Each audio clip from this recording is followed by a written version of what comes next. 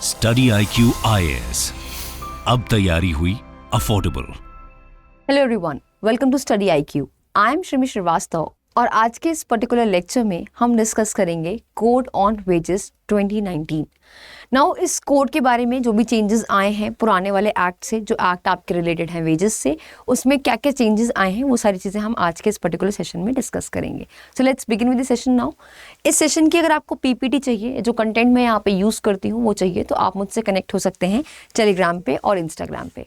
तो जो भी पीपीटीज़ हैं, जो भी कंटेंट है, नेक्स्ट क्लास की नोटिफिकेशंस हैं, ये सारी चीज़ें आपको मिल जाएंगी इस टेलीग्राम चैनल पे जिसका नाम है श्रीमी श्रीवास्तव। एंड सिमिलरली कोई डाउट है तो आप मुझसे पूछ सकते हैं टेलीग्राम पे, और आप मुझे फॉलो कर सकते हैं सेम यूज़र नेम से टेलीग्राम पे भी। एंड एक और इम्पॉर्टेंट अनाउंसमेंट कि स्टडी IQ प्रोवाइड करता है आपको EPFO का क्रैश कोर्स। तो अगर आप इस एग्ज़ाम को टारगेट कर रहे हैं, बहुत कम टाइम बचा है जैसा हम सब जानते हैं अब, तो आप जो है अपने नॉन GS सब्जेक्ट्स को प्रिपेयर कर सकते हैं, लाइव क्लासेस अटेंड कर सकते हैं, लेबर लॉ, कॉन्ट्स जैसे सब्जेक्ट्स जो हैं आप यहाँ पे कवर अप कर सकते हैं। बिकॉज GS वाला पार्ट तो आई गेस ऑलमोस्ट जो भी स्टूडेंट्स UPSC का भी एग्जाम दे रहे होंगे उनका कवर अप होगा। तो नॉन GS वाला पार्ट जल्दी पढ़ने के लिए, कम टाइम में कवर अप करने के लिए, अपने सिलेबस को कंप्रिहेंसिव तरीके से एग्जामिनेशन पॉइंट ऑफ व्यू से आप हमारा ये क्रैश कोर्स में इनरोल हो सकते हैं। आपको इस क्रैश कोर्स में इनरोल होने के लिए मैक्सिमम डिस्काउंट चाहिए तो आप यूज़ कर सकते हैं प्रोमो कोड SHRILIVE SHRILIVE। तो इस प्रोमो कोड से आपको मिलता है maximum discount and you can avail this crash course in just ₹3,999। सो इस क्रैश कोर्स में आपका दोनों ही पोस्ट का सारा कंटेंट प्रोवाइड किया गया है, चाहे वो EO हो या फिर AO एग्जामिनेशन हो या फिर APFC का पोस्ट हो। तो उस दोनों ही पोस्ट के लिए यहाँ पे पूरा मटेरियल प्रोवाइड किया गया है ताकि आप कम टाइम में जल्दी से पढ़ के अपने पूरे सिलेबस को कवर अप कर सकें। Now let's start with the code on wages act. तो देखो हमारे इंडियन कॉन्स्टिट्यूशन में जो ये लेबर लेजिस्लेशंस हैं आपकी, ये कॉन्करेंट लिस्ट में फॉल करती हैं। दैट मीन्स कि सेंट्रल और स्टेट दोनों ही इस पे लॉज बना सकते हैं, राइट। तो करेंटली अगर हम सेंट्रल लेजिस्लेशंस की बात करें जो है इन रिस्पेक्ट ऑफ वेजेस और यू कैन से लेबर के रिस्पेक्ट में, तो वो है आपके अराउंड 45 और स्टेट में है अराउंड 100। तो इतने सारे एक्ट्स हैं हमारे यहाँ जो गवर्न करते हैं इन वेजेस लॉज को, right. Laws in respect of wages you can say.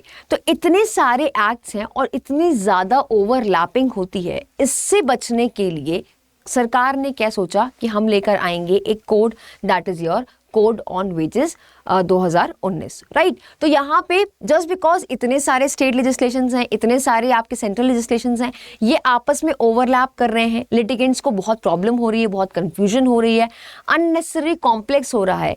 तो एक यूनिफॉर्मिटी लाने के लिए ये code on wages act wages लाया गया आपका, राइट। अभी इस कोड को जो है इफेक्ट में नहीं आया है, नोटिफिकेशन द्वारा ये इफेक्ट में आएगा।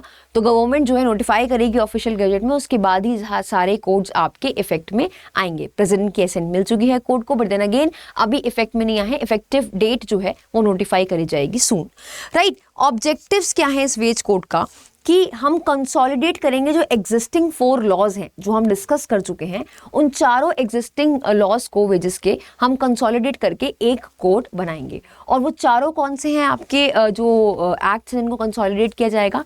पहला है आपका मिनिमम वेजेस एक्ट 1948, दूसरा है आपका minimum payment of wages act 1936, payment of bonus act 1965 and equal remuneration act 1976। तो इन सारे ही एक्ट्स को, सारे ही वेजेस एक्ट्स को कंसोलिडेट करके एक आपका वेज कोड बना दिया गया 2019 का, राइट। नाउ क्या कवर करेगा ये कोड, कहाँ पे एप्लीकेबिलिटी होगी उसके रिस्पेक्ट में। तो ये कोड जो है अप्लाई होगा सारे एम्प्लॉयज़ पे, ठीक है। और in fact not only in organise sector but unorganise sector को भी कवर करता है ये कोड आपका, right. Both in organise and unorganise sectors के सारे एम्प्लॉयज़ पे ये कोड आपका एप्लीकेबल होगा। Now provision relating to the payment of wages under this code, इस कोड को इसके कोड का अगर हम स्ट्रक्चर की बात करें तो जो भी आपके एक्ट कंसोलिडेट करके कोड में डाले गए तो उन सारे ही एक्ट के चैप्टर्स बना दिए गए हैं, राइट।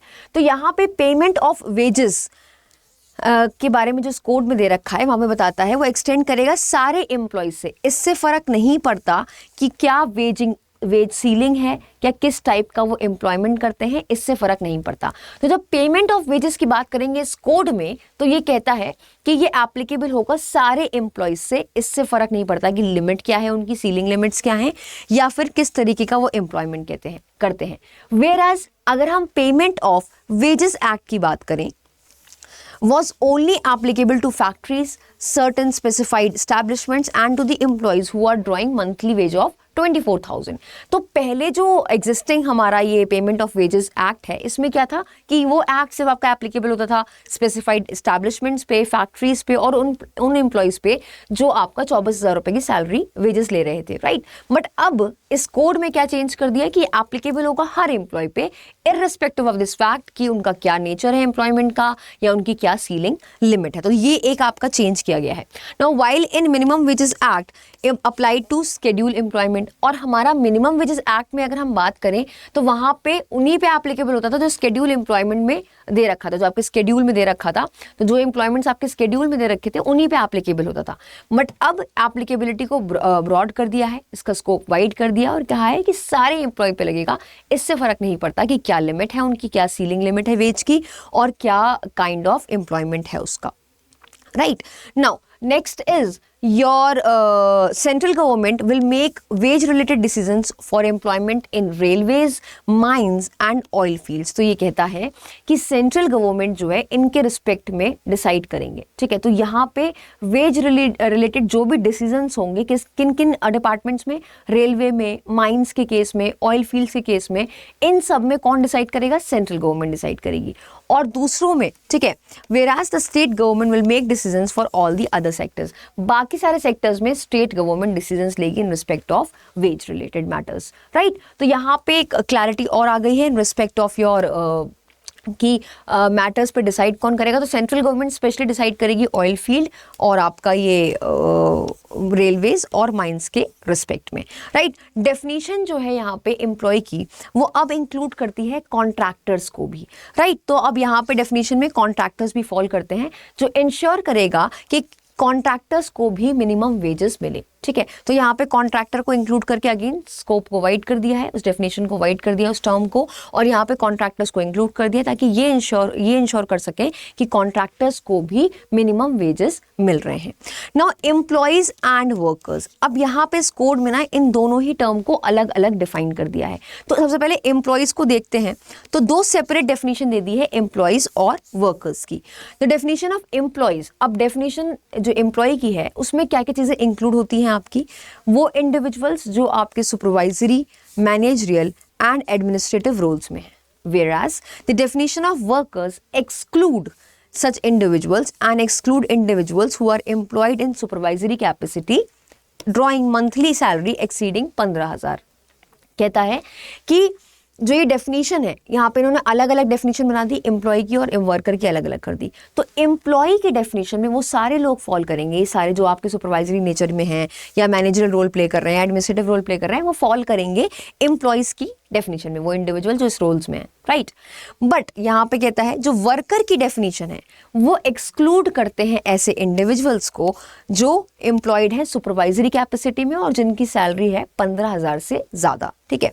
तो वो individuals who are employed in supervisory capacity drawing monthly exceeding 15,000 while specifically includes sale promotion employees and working journalist. Whereas इस वर्कर की डेफिनेशन में स्पेसिफिकली इंक्लूड किए गए हैं ये आपके प्रमोशन के जो सेल प्रमोशन के जो एम्प्लॉयज होते हैं वो, और वर्किंग जर्नलिस्ट को इस डेफिनेशन में इंक्लूड किया गया है, right. Now since the definition of employee is wide, it implies that such category of employees will fall under the wage code। तो ये जो भी कैटेगरी है, जैसे मिनिमम वेजेस एक्ट में ऐसा नहीं था, बट इस कैटेगरी में सारे लोग जो हैं फॉल करेंगे इस वेज कोड में, इस डेफिनेशन के under. Unlike the minimum wages act which defines employee as any person who is employed for hire or reward to do any work, skilled, unskilled, manual, clerical, in the schedule employment in respect of which the minimum wage rate has been fixed। तो पहले ये definition थी ठीक है, but अब यहाँ पे उन्होंने एम्प्लॉयज और वर्कर की डेफिनेशन को अलग अलग कर दिया है। नाउ वर्कर की डेफिनेशन में देखो तो वर्कर की डेफिनेशन में कहता है कि any person employed in an industry for hire और रिवॉर्ड, फ्री में काम नहीं कर रहे हैं वो, उसके बदले उनको कुछ रिवॉर्ड दिया जा रहा है। Any manual, skilled, unskilled, clerical, operational, supervisory work कर रहे हैं तो वो भी वर्कर की डेफिनेशन में फॉल करेंगे। साथ में कहता है वर्किंग जर्नलिस्ट और सेल प्रमोशन एम्प्लॉयज भी इस डेफिनेशन में फॉल करेंगे, right. Now for the purpose of industrial dispute such person who has been dismiss, इसको डिसमिस किया गया है इंडस्ट्रियल डिस्प्यूट के पर्पस के लिए, जहाँ पे किसी पर्सन को डिसमिस किया गया है या डिस्चार्ज किया गया है या रिट्रेंच किया गया है या फिर अदरवाइज टर्मिनेट किया गया है और has consequences of the above has lead the dispute, इनकी वजह से कि जो है आपके डिस्प्यूट हुए हैं, तो उस पर्टिकुलर केस में यहाँ पे बताया कि ये लोग जो हैं आपके इसमें इंक्लूड किए जाएंगे, right. Now any such person, किन किन को एक्सक्लूड किया जा रहा है, तो employed mainly in managerial and administrative capacity, employed in supervisory capacity exceeding 15,000 से ज़्यादा सैलरी है तो उनको इंक्लूड नहीं किया जाएगा। अप्रेंटिस, जो अप्रेंटिस एक्ट में है उनको इंक्लूड नहीं किया जाएगा। जो आर्म्ड फोर्स में से गवर्न होते हैं, आर्म फोर्स एक्ट से गवर्न होते हैं, नेवी एक्ट से गवर्न होते हैं या फिर आपके आर्मी एक्ट से गवर्न होते हैं, उनको यहाँ पे इंक्लूड नहीं किया जाएगा। Employed in a police service और एज एन ऑफिसर और other employee of the prison, तो इन सारे लोगों को इंक्लूड नहीं किया जाएगा इस डेफिनेशन में।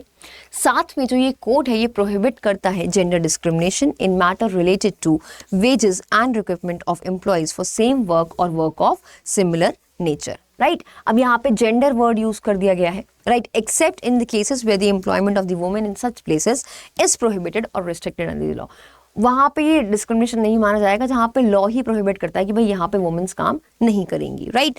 Work of similar nature is defined as work for which the skill, efforts, experience and responsibilities required the same. नाउ यहाँ पे एक वर्ड इन्होंने एक्सपीरियंस ऐड कर दिया है कि वर्क ऑफ सिमिलर नेचर को आप क्या कहोगे, जिसमें skill, efforts, experience and responsibilities are same, उसको आप क्या कहोगे, work of similar nature, right. Now employer की डेफिनेशन, तो एम्प्लॉयर की डेफिनेशन में यहाँ पे डिटेल में बता दी है एम्प्लॉयर की डेफिनेशन। इसमें इंक्लूड करता है कोई ऑक्यूपायर या कोई मैनेजर फैक्ट्री का, a person having an ultimate control over the company affairs, जिसका अल्टीमेट कंट्रोल है कंपनी के अफेयर्स के रिस्पेक्ट में, right. Managing director, contractors and legal representative of the disease employer in addition to the regular definition of the person who employs the employee in the establishment, right। तो basically कह रहा है कि ये इसकी definition को change करके ये सारे लोग आपके इंक्लूड होते हैं इस पर्टिकुलर एम्प्लॉयर की डेफिनेशन में, right, apart from the person who employees for the establishment, right. Now the existing law did not include such definition. अब जो हमारा एग्जिस्टिंग लॉ है उसमें ऐसी कोई डेफिनेशन नहीं दे रखी, ये चेंज किया है आपका, और only define it in relation to factories और एस्टैब्लिशमेंट। और अगर डिफाइन है आपका एम्प्लॉयर की डेफिनेशन तो वो सिर्फ और सिर्फ फैक्ट्रीज और स्पेसिफाइड एस्टैब्लिशमेंट्स के लिए ही डिफाइन कर रखा है एम्प्लॉयर की डेफिनेशन को, where the authorities have the ultimate control over the company. Now this is insufficient and therefore created ambiguity. अब क्योंकि existing law में जो definition है उससे बहुत ज़्यादा ambiguity, बहुत ज़्यादा confusion हो रहा है और वो proper तरीके से define भी नहीं करी उस particular employer के term को, इसलिए यहाँ पे इसको change करके employer की definition बताई है। Now wages के respect में अगर हम बात करें तो wages की जो definition है included within the code to includes all remunerations which are that can be expressed in terms of money including salary, allowances etc. तो ये wages की definition दे रखी है कि include कर, जो कोड में definition दे रखी है wages की, मतलब सारे remunerations that can be expressed in terms of money, जो आप money के terms में express कर सकते हैं, इसमें आपको include होता है salary, allowances etc.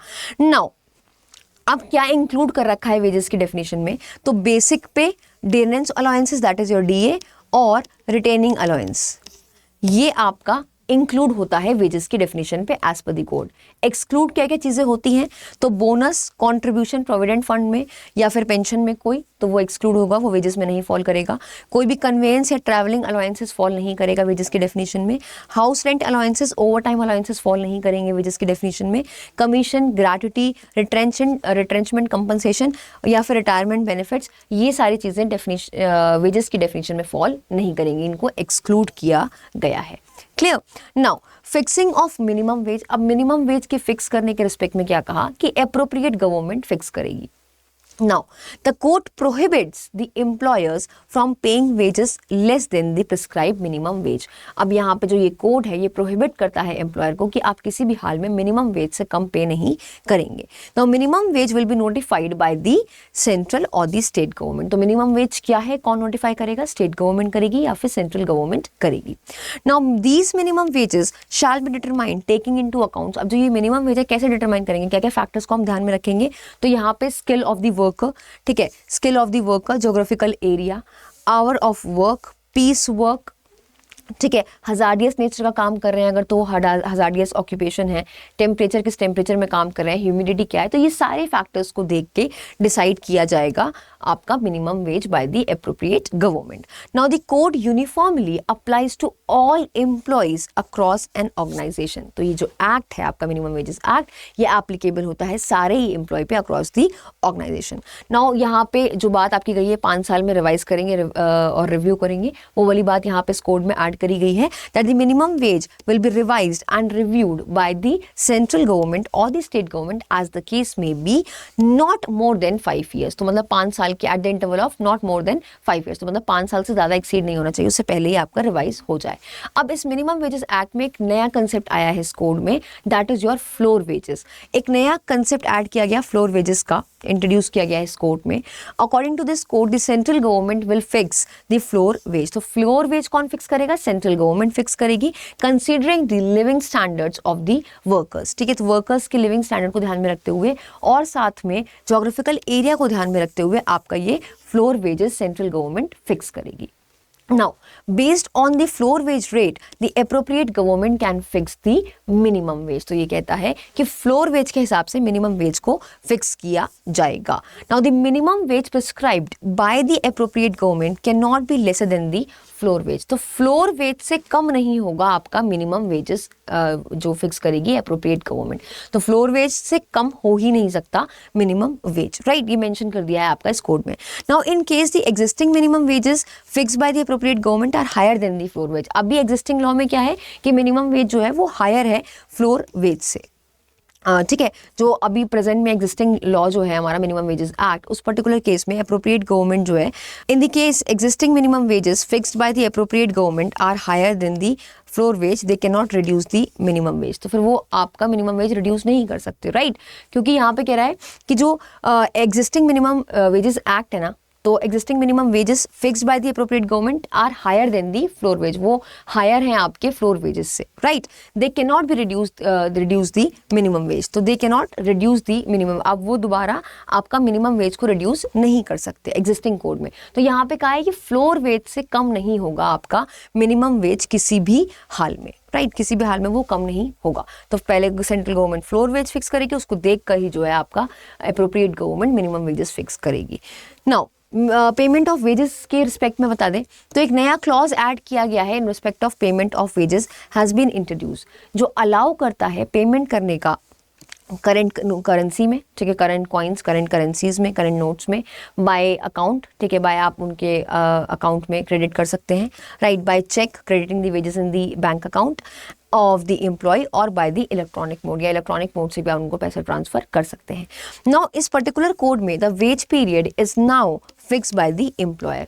ये कह रहा है कि जो वेज पीरियड होगा कौन फिक्स करेगा, एम्प्लॉयर करेगा, आइदर एज डेली और वीकली और फोर्थनाइटली और मंथली बेसिस पे, in order to ensure that the wage period does not exceed 1 month. तो ये कहता है कि वेज पीरियड एक्सीड ना हो 1 महीने से ज़्यादा, इस वजह से यहाँ पे एम्प्लॉयर क्या है करेगा, वो वेज पीरियड को फिक्स करेगा and he can fix daily basis पे, मंथली बेसिस पे, वीकली बेसिस पे वो फिक्स कर सकता है. Now here is a chart, यहाँ पे आप देख सकते हो कि time limit for payment of wages क्या है, डेली बेसिस पे हो सकता है, तो जब शिफ्ट खत्म होगी तब उसको पैसा देना पड़ेगा. वीकली बेसिस पे on the last working day of the week आपको पेमेंट करनी पड़ेगी. फोर्थनाइट बेसिस पे before the end of the second day and after the end of the fortnight, right? Monthly basis पे हर before the expiry of 7 day of the succeeding month, अगले महीने की 7 तारीख तक आपको सैलरी क्रेडिट कर दी जाएगी. तो इस तरीके से पेमेंट किया जाएगा और जो ये बेसिस हैं ये एम्प्लॉयर फिक्स करेगा एम्प्लॉय के लिए, right? Now the time limit for the payment of wages has been prescribe, यहाँ पे टाइम लिमिट भी प्रिस्क्राइब कर रखा है इस कोड में. Now in case where the employee is remove, dismiss और रिट्रेंच्ड रिजाइंस, अब यहाँ पे देखो रिजिग्नेशन की बात आ गई है, ठीक है, और becomes unemployed due to closure of an establishment, the wages shall be paid within 2 working days. कहता है कि अगर ये सारी चीज़ें हुई हैं, रिमूव हुआ है, डिसमिस हुआ है, रिजाइन करके गया है, या फिर क्लोजर की वजह से उसकी जॉब चली गई है, तो इन सब केस में उसको जो वेजेस हैं वो पे की जाएंगी 2 वर्किंग डेज में ऑफ सच जिस दिन से इसको रिमूव किया गया उससे 2 वर्किंग डेज में उसको ये सारी चीज़ें दे दी जाएंगी। रिमूव, डिसमिस, रिट्रेंच कुछ भी किया गया है उसमें 2 दिनों के वर्किंग डेज के अंदर उसको पैसे मिल जाएंगे। Now this definition now also includes the resignation. पहले यहाँ पर रेजिग्नेशन नहीं था, अब रेजिग्नेशन ऐड कर दिया गया है इस कोड में, which is an important consideration for the employer to keep in mind, right, just to make sure कि यहाँ पे ये रेजिग्नेशन वाला वर्ड कोड में ऐड कर दिया गया है। नाउ द एप्रोप्रिएट गवर्नमेंट में fix the number of hours, अब नंबर ऑफ आवर्स हुए एप्रोप्रिएट गवर्नमेंट फिक्स कर देगी जो कॉन्स्टिट्यूट करेगा एक normal working day. Now in excess अगर आप रेस्ट डे पे भी काम करते हो तो उसके लिए आपको ट्वाइस अमाउंट मिलेगा, तो वेजेस का आपका ट्वाइस वेजेस मिलेंगे आपको। जैसे in case of employees work in excess of the hours of the normal working day, they will be entitled to overtime wages which must be at least twice the normal rate of wages। तो twice the wages आपको मिलेंगी, जो normal rate है आपका wages का, उसका दोगुना मिलेगा आपको, मतलब twice मिलेगा, ठीक है, इन केस अगर वो ओवर टाइम करता है तो, right. Under this code the employee's wage may be deducted on the certain grounds. अब ये कह रहा है कि ये वैलिड परमिसिबल डिडक्शंस हैं आपके, वो क्या क्या हैं? फाइन डिडक्ट कर सकता है एम्प्लॉयर, अगर वो एब्सेंट है ड्यूटी से तो डिडक्ट कर सकता है। Accommodation given by the employer, अगर अकोमोडेशन दी है किसी एम्प्लॉयर ने तो वो डिडक्शंस कर सकते हैं। Recovery of advance given to the employee, अगर कोई एडवांस दे रखा है तो वो डिडक्ट कर सकता है employer, right. Among others these deduction shall not exceed 50%। जितनी भी डिडक्शंस हैं आपकी ये 50% एक्सीड ना करें, मतलब जो भी वेजेस हैं उससे टोटल वेजेस से एक्सीड ना करें 50%, ठीक है, एम्प्लॉय की वजह से 50% एक्सीड ना करें ये deductions. Now in case the deductions exceed 50%, अगर 50% ज़्यादा एक्सीड करती है तो जितना अमाउंट एक्सीड माना जाता है, जितने भी अमाउंट एक्सीड कर रही है वो डिडक्शंस, वो उसके वेजेस में काउंट किए जाएंगे, right. The excess can be recovered as provided the rules formulated under this wage code. तो जो एक्सीड अमाउंट है वो रिकवर कर सकता है वो जो भी प्रोसीजर और जो भी रूल्स बता रखे हैं इस कोड के अंदर उस हिसाब से। नाउ पेमेंट ऑफ बोनस, अब यहाँ पे कहता है तो provision on the payment of bonus under this codes are applicable to all employees, सारे एम्प्लॉइज को एप्लीकेबल है। whose wage do not exceed a specific monthly amount as notified by the appropriate government। तो ये कहता है जो ceiling amount appropriate government ने लगाई है उससे एक्सीड नहीं करना चाहिए।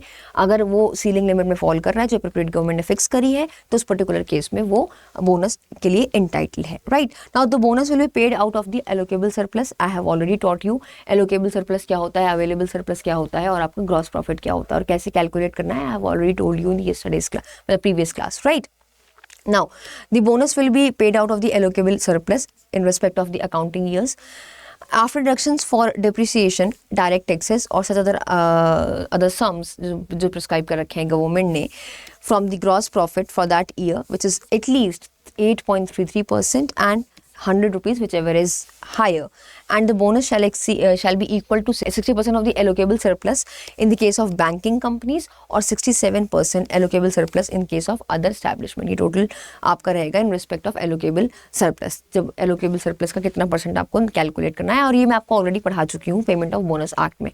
Now an employee can receive a bonus of maximum 20%, 20% ज़्यादा बोनस नहीं दिया जाएगा उसको, ठीक है। यहाँ पे सेट आउट कर रखा है कि कैसे कैलकुलेट किया जाएगा, सेट ऑन सेट ऑफ कैसे हम कैलकुलेट करेंगे, तो इस कोड में भी सेम तरीके से ही बता रखा है जो मैंने आपको पहले बता दिया, ठीक है। कोई ऑल डिपार्टमेंट्स और अंडरटेकिंग्स और branch of the establishments shall be treated as a part of the same establishment. अगर कोई एस्टैब्लिशमेंट की ब्रांच है, कोई दूसरी ब्रांच है, 2-4 ब्रांच है, तो वो सेम एस्टैब्लिशमेंट का पार्ट माना जाएगा बोनस के रिस्पेक्ट में under this code, right. Now the bonus shall be proportionately reduce the event of the event the employee has not worked at all for the working days। तो ये working days का जो system था पहले हमने act में पढ़ा था वही यहाँ पे भी एप्लीकेबल होगा same to same, right. Disqualification किस ग्राउंड पे आप एलिजिबल नहीं होंगे, डिस्क्वालीफाई कर दिए जाओगे बोनस लेने के लिए, तो अगर आपने कोई फ्रॉड किया है, कोई वायलेंट बिहेवियर किया है प्रेमाइसेस में या एस्टैब्लिशमेंट में, चोरी करी है या फिर मिसअप्रोप्रिएट की है कोई भी प्रॉपर्टी उस एस्टैब्लिशमेंट की, तो या फिर कन्विक्टेड हो ऑफ सेक्शुअल हरासमेंट, तो उस पर्टिकुलर केस में आपको बोनस नहीं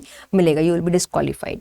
नाउ इंस्पेक्टर कम फैसिलिटेटर अब हमने पहले पढ़ा था बहुत सारे एक्ट्स में, वेजेस के एक्ट्स हो गए या दूसरे एक्ट्स में भी, कि हम एक इंस्पेक्टर, एक अथॉरिटी होती है इंस्पेक्टर की, और वो जो है इंस्पेक्शन करता है प्रेमाइसेस पे जाके, देखता है रजिस्टर ठीक से मेंटेन हो रहा है या नहीं हो रहा है, and all those things, right. तो यहाँ पे इस कोड ने प्रोवाइड किया for the appointment of inspector cum facilitator, carry out करने के लिए इंस्पेक्शंस ऑफ द एम्प्लॉयर्स, की क्या इंस्पेक्ट करने के लिए एम्प्लॉयज़ के प्रेमाइसेस, एम्प्लॉयज़ के एस्टैब्लिशमेंट्स को, and employees for the better compliances, ताकि बेटर कंप्लाइंस हो सके इन सारे कोड्स का, right. Now further, the inspector cum facilitator will also reserve the right to examine any person on establishment premises and seize, search or take copies of wages as he may consider necessary if the employer has committed the offence। तो ये कहता है कि यहाँ पे इनको ये power दी गई है कि वो सीज कर सकते हैं, कुछ भी सर्च कर सकते हैं, ठीक है, प्रेमाइसेस को सर्च कर सकते हैं, घुस सकते हैं किसी के प्रेमाइसेस में एम्प्लॉयर के, उससे पूछ सकते हैं, एग्जामिन कर सकते हैं किसी पर्सन को अगर एम्प्लॉयर ने कोई ऑफेंस कमिट किया है। Now inspection shall be conducted based on the schemes decided by the appropriate government. तो इंस्पेक्शंस जो भी कंडक्ट होगा वो स्कीम के बेसिस पे होगा जो एप्रोप्रिएट गवर्नमेंट ने डिसाइड कर रखी है। अभी इंस्पेक्टर कम फैसिलिटेटर जो है can only initiate an action under this code, वो तभी एक्शन ले सकेगा इस कोड के अंदर after giving the employer an opportunity to comply with the provision of this code. तो पहले वो उसको मौका देगा एम्प्लॉयर को कि तुम इस जो ये कोड है इसके प्रोविजंस को कंप्लाई करो, फॉलो अप करो, उसके बाद ही वो उसके खिलाफ कोई एक्शन ले सकता है। Now if during the time period the employer complies with the written instruction of the inspector cum facilitator he can not proceed against the employer. तो अब जिसको इंस्ट्रक्शन दी और वो फॉलो कर रहा है, वो कंप्लाई कर रहा है, तो फिर उसके बाद इंस्पेक्टर कम फैसिलिटेटर प्रोसीड नहीं कर सकता against the employer.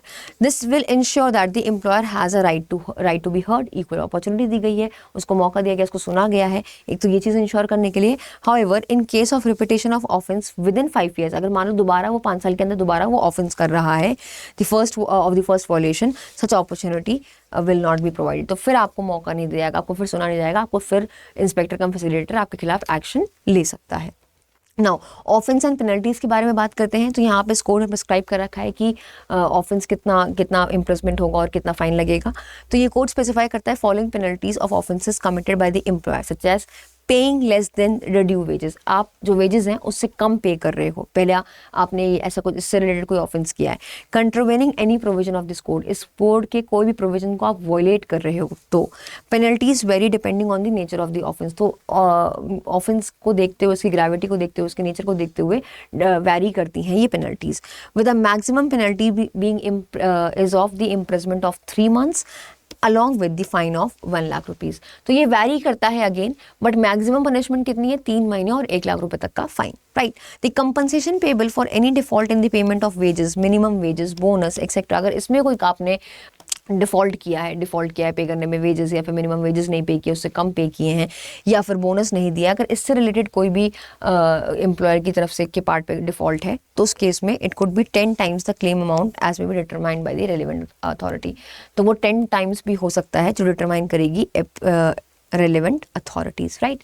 Now in case of subsequent offense, दोबारा offense किया within 5 years from the first offense, पहला offense किया उसके बाद 5 साल के अंदर दोबारा वो offense कर दिया, the penalty will be of the imprisonment of 1 month or the fine of ₹40,000 या फिर दोनों, right? Now if the offense is committed by the company, then every person who at the time of the commission of the offense was in charge or responsible for the conduct of the company shall be responsible and deemed to be guilty। तो कह रहा है अगर मान लो company ने कोई offence किया है तो उस केस में जो भी पर्सन रिस्पॉन्सिबल है, जो भी पर्सन उसका इंचार्ज है, वो भी रिस्पॉन्सिबल होगा और उसको हम गिल्टी मानेंगे, राइट। तो ये कुछ पेनल्टीज आपकी इस एक्ट में, इस कोड में दे रखी हैं, वेजेस के कोड में। So this was all about from my and in respect of the code on wages 2019।